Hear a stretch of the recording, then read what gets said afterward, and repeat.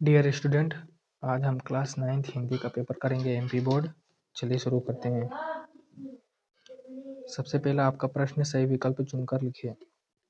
तो मेरे नाना पक्के माने जाते थे साहब, इसका करेक्ट आंसर है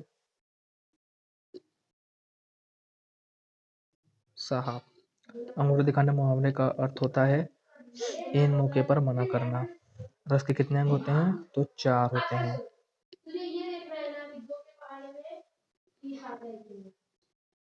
कबीर कर्मकांड के विरोधी थे। जानवर में सबसे बुद्धिमान समझा जाने वाला प्राणी है गधा।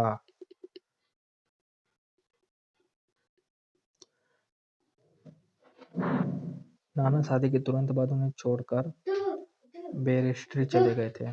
वर्णों के सार्थक समूह को शब्द कहते हैं। खंडकाव्य में एक सर्ग होता है।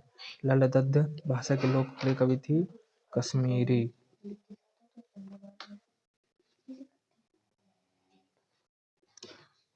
प्रेमचंद जी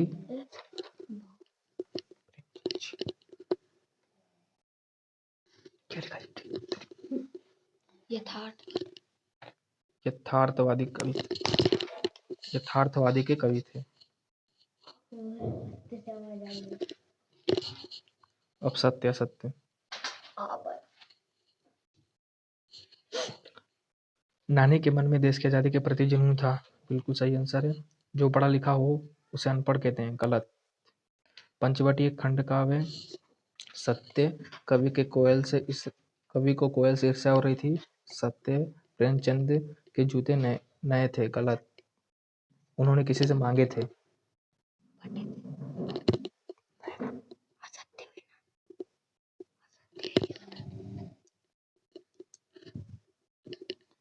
अब चलिए प्रश्न नंबर 4 की ओर चलते हैं। सही जोड़ी है। तो भूख मीठी की,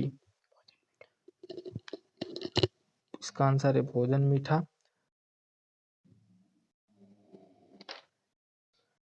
सदाचार का विलोम होता है दुराचार। काव्य के भेद 2, श्रव्य काव्य और दृश्य काव्य। दावानल है जंगल में लगने वाली आग। पोथियां हैं धार्मिक पुस्तक। तो आप इसका स्क्रीनशॉट ले सकते हैं दोस्तों। चलिए अब प्रश्न नंबर 5 की ओर चलते हैं। एक शब्द और एक वाक्य में उत्तर लिखना।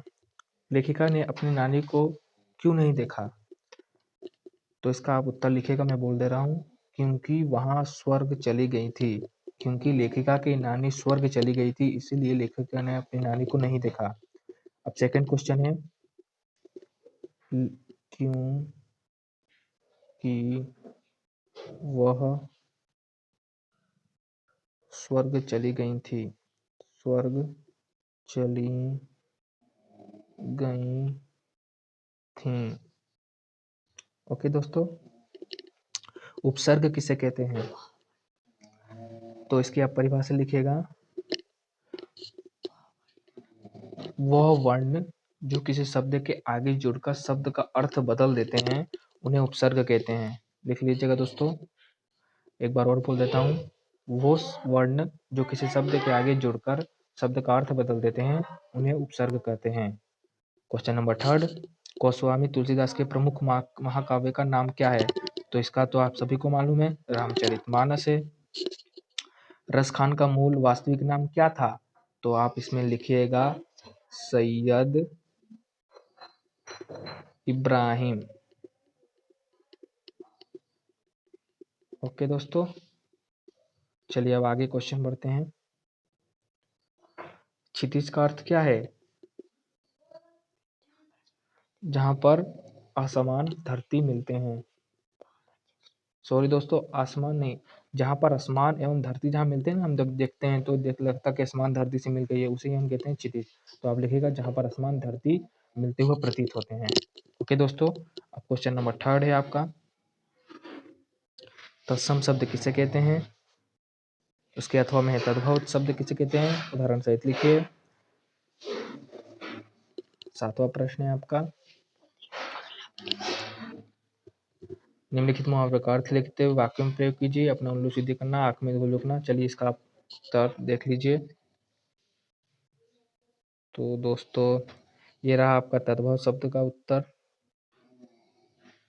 तो दोस्तों आप लिख लीजिएगा इसको, ये आपका तद्भव शब्द का उत्तर है और ये तत्सम शब्द का उत्तर है और उसके उदाहरण है। तो आप क्वेश्चन नंबर 6 का आप यहाँ से उत्तर लिख लीजिएगा दोस्तों। अब हम चलते हैं क्वेश्चन नंबर 7 की ओर।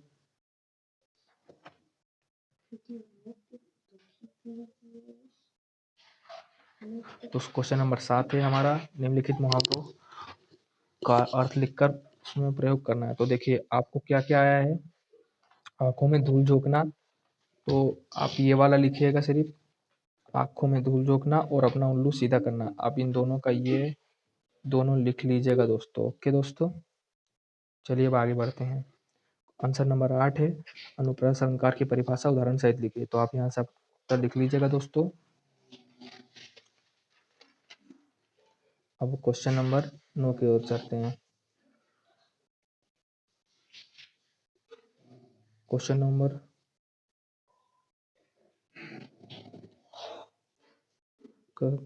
9 था क्या दोस्तों, कबीर किस प्रकार के संत थे। तो आप यहाँ से इसका उत्तर लिख लीजिएगा दोस्तों। अब क्वेश्चन नंबर 10 की ओर चलते हैं। क्वेश्चन नंबर 9 यहाँ भी है दोस्तों, यहाँ से भी आप नोट कर सकते हैं। अब क्वेश्चन नंबर 10 की ओर चलते हैं।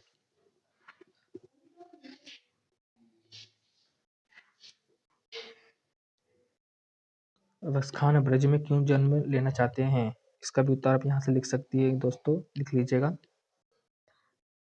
अच्छा दोस्तों, अगर आप हमारे चैनल पर नए हैं तो हमारे चैनल को लाइक सब्सक्राइब जरूर करिएगा और अपने दोस्तों के साथ जरूर शेयर करिएगा दोस्तों। धन्यवाद।